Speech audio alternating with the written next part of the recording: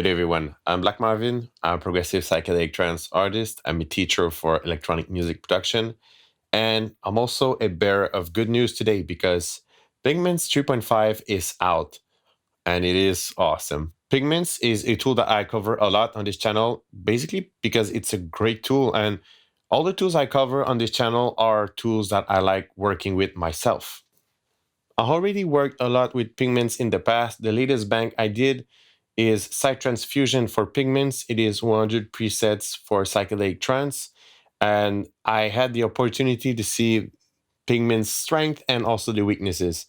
But that's great because with this update, there was some of the stuff that I thought lacked in Pigments and now it is fixed. So that's great. Maybe they've heard my prayers or something, but we're going to take a look at that today. Uh, I'm not going to cover all the all the minor changes because there's new wavetables, there's new presets, and there's some minor browsing changes.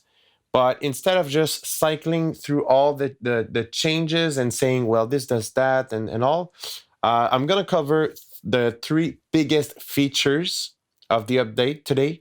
And we're going to craft a Psytrance preset while going through these changes. So we're going to cover the engine Crossmod, we're going to cover the comp filtering features, and the new distortion algorithms.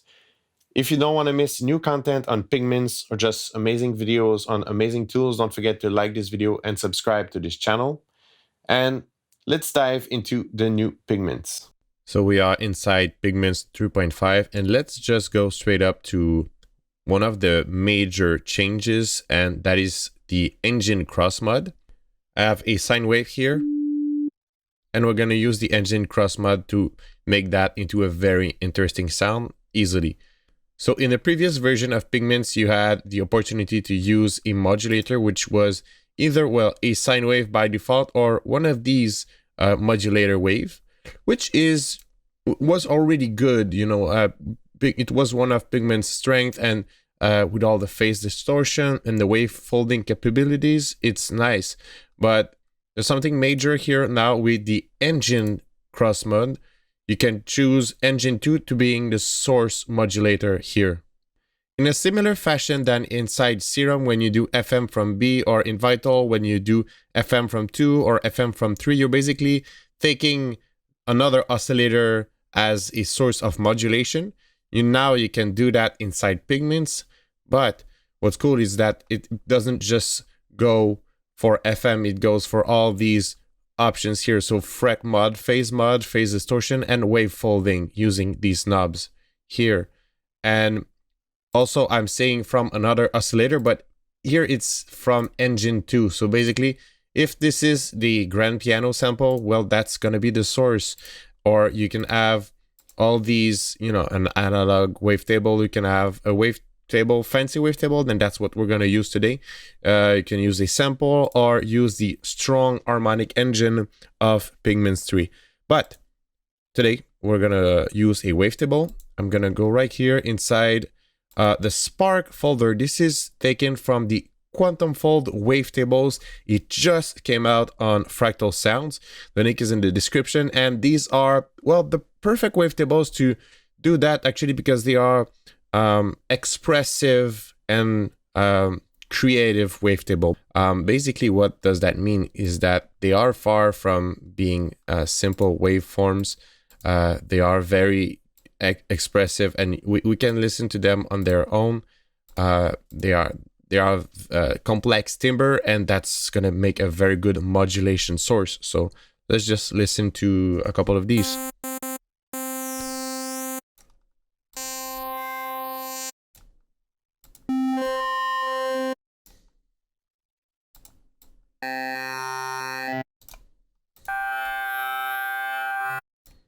So this specific folder is called the Spark Wavetables. So they are chirpy and high timbres. They are going to make great modulation source. I'm going to show you another folder here, the hyperspace, so we can compare the source material.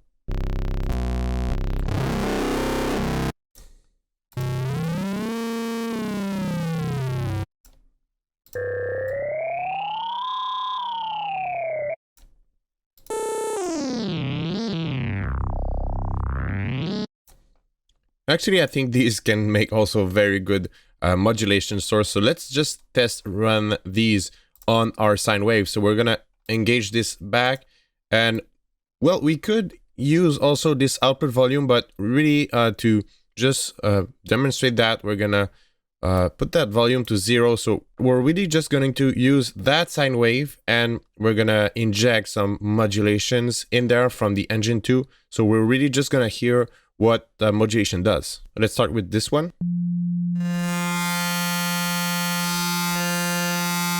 Now it's getting crazier than just a sine wave, and I'm gonna lower the tone here. Gets a bit crunchier. So now we have a basic setup, a bit of phase distortion, a bit of wave folding.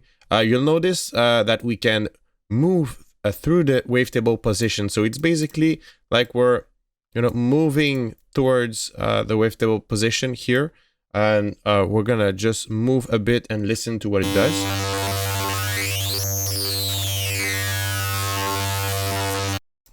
So since this is a very expressive wavetable, you can hear that there's a lot going on, and that's cool. We really have access to so much shaping that we can do.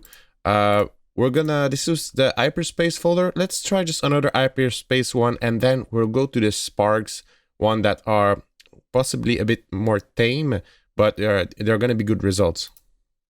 So that's another one.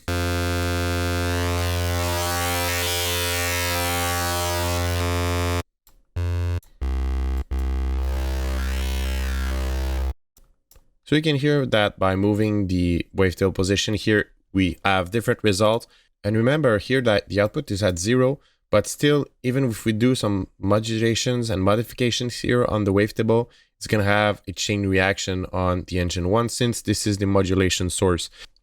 I'm stretching a bit these details because in case there's some newer user listening to that and that are less familiar with this technique, I really want to explain how this works. So hopefully this helps you. So let's do a couple of changes and see how that affects the sound.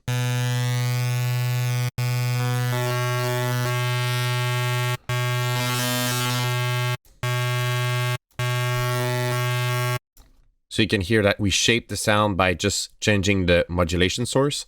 And let's go and grab a couple of the spark wavetables. I'm gonna mostly like toggle through them and see how this affects the sound again.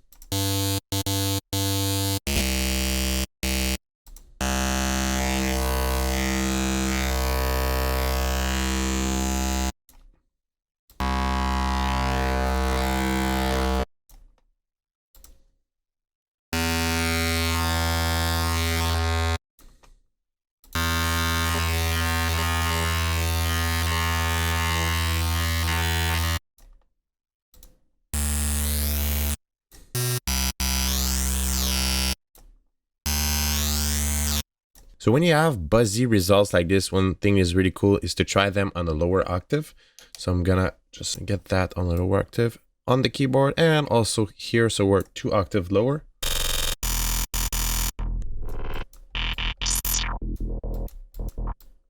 And now I'm gonna shape this a bit with the filter, and also we're gonna transition slowly into showing you some new additions on this update.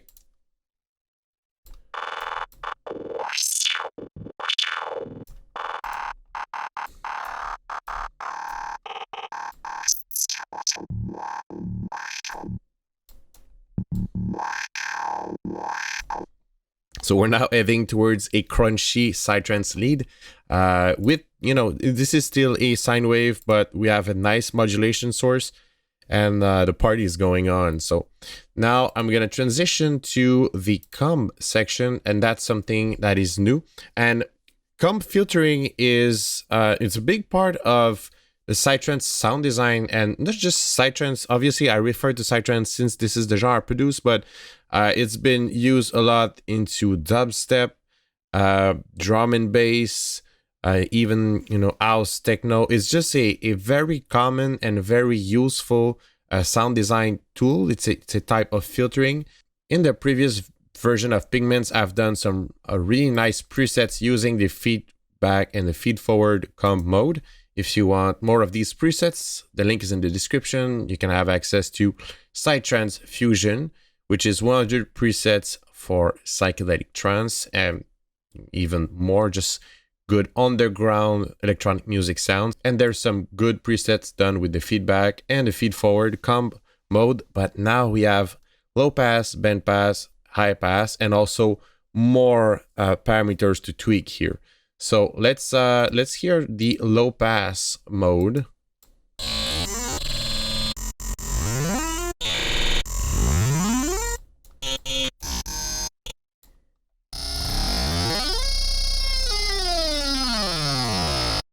So that sounds nice. And I'm going to keep what we've done here and to continue our demonstration of the new features. That sounds legit. I think I'm going to play it a bit higher.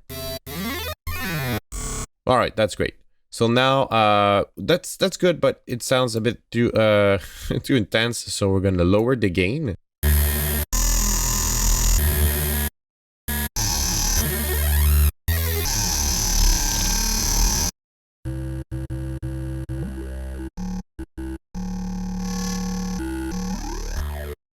So I really like how it sounds now, and you can hear that, you know, the damping is basically a way to make it less harsh, because I liked how it sounds, but now with the damping, that's a really good way to tame that into acceptable territory. So sweeping it, let's say with an LFO, is a nice modulation you can do. It is good, but quite basic. You can also turn it into a sample and hold. I'm just gonna get that on sync, and we're gonna use the waveform on sample and hold mode, and let's have it somewhere like this.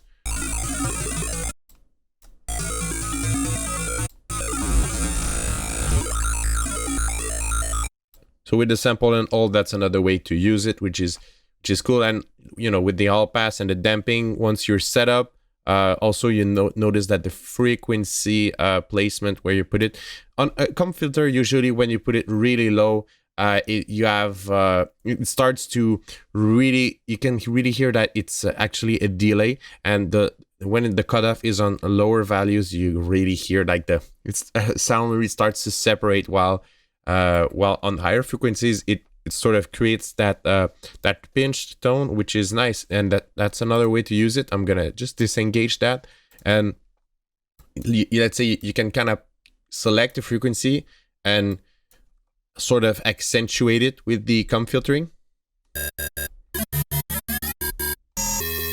And yeah, like this.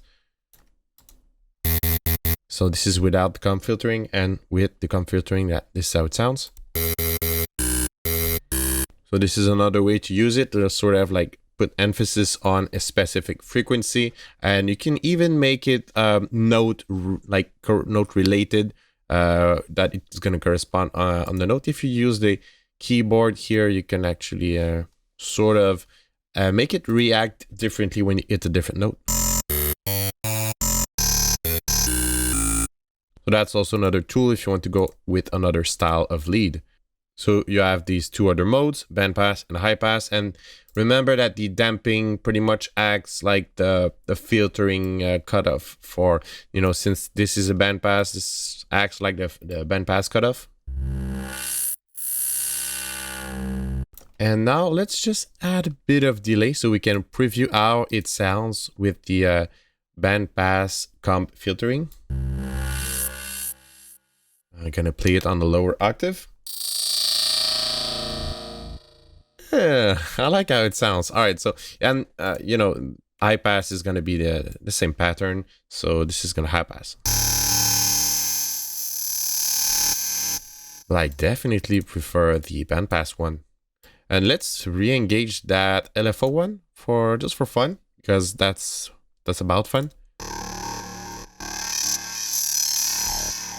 Nice. That delay though is a bit too intense, so we're gonna filter that a bit. Nice. Okay, so what I like to do, it's a sort of a preset I'm probably gonna keep, so I'm gonna get that macro one on the damping, so it gives me like better control on the filtering. Let's move to another feature that I really like for Pigments 3.5, and it's the distortion. When I was working on Psytrance Fusion, distortion was something that was lacking to me, because that's a really huge way to shape sound. Using distortion, filtering is also a really good way to shape the sound when you're doing some sound design. And Pigments has some great filters, but distortion was definitely lacking. Before that, there was only 2 modes of distortion and not so many controls over them. So that was, I had to find other ways to shape the sound. Of course, there's some really strong engines. So now we have all these new algorithms. We have overdrive, distortion, and wave folder that were there previously, but now there's all these new ones.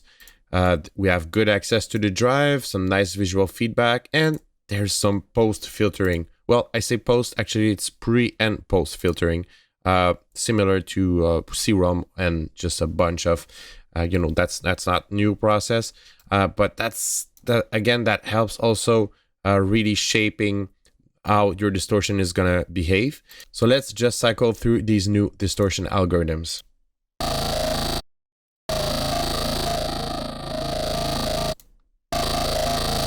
Soft clip, yeah, it's great to just add a little bit. Distortion, we know it.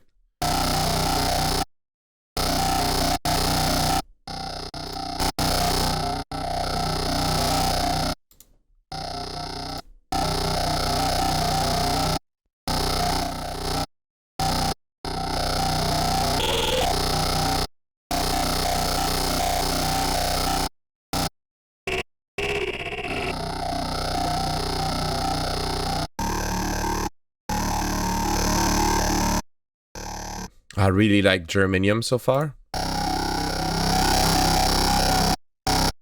And a feature that is really cool is that auto compensation here. At least when you add some drive, you don't have necessarily to compensate on the output heavily. So that's also a really nice feature, but you can disengage it too if you want to, voluntarily play with that.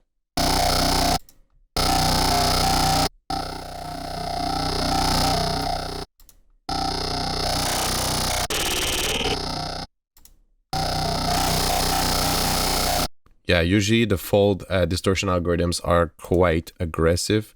Let's hear stairs.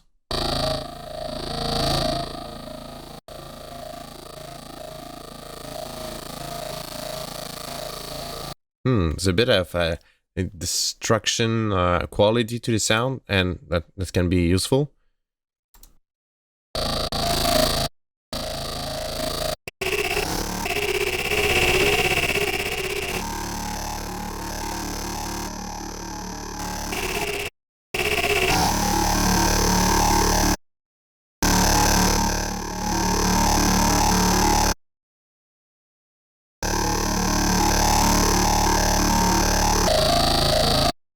And finally, the last one, climb.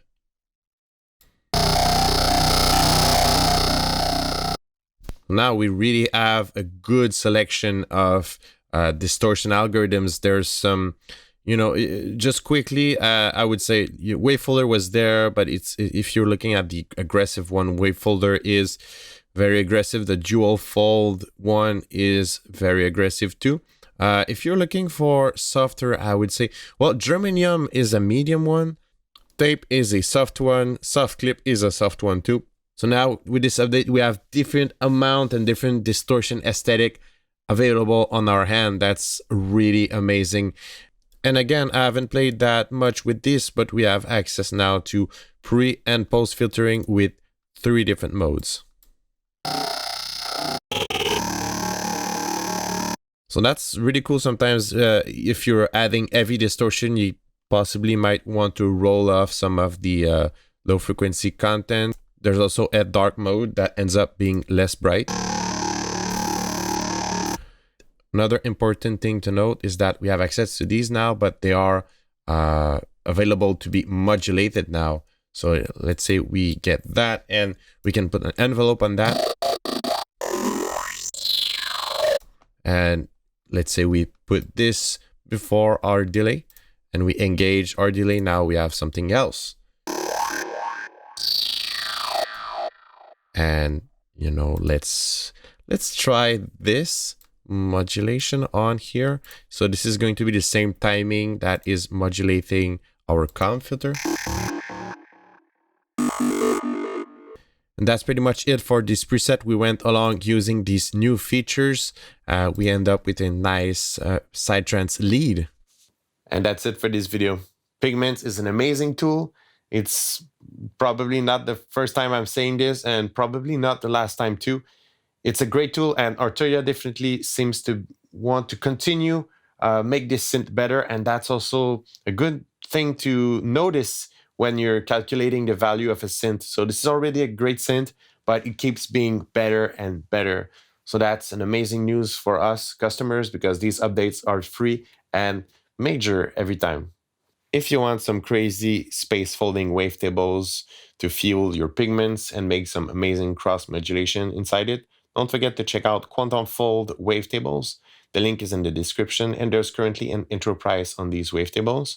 Also, if you need some one-to-one mentoring, some group lessons, or just some help with your music production, don't forget to check out my community of students. The link is in the description. And until then, I will see you in another video. Cheers, happy producing.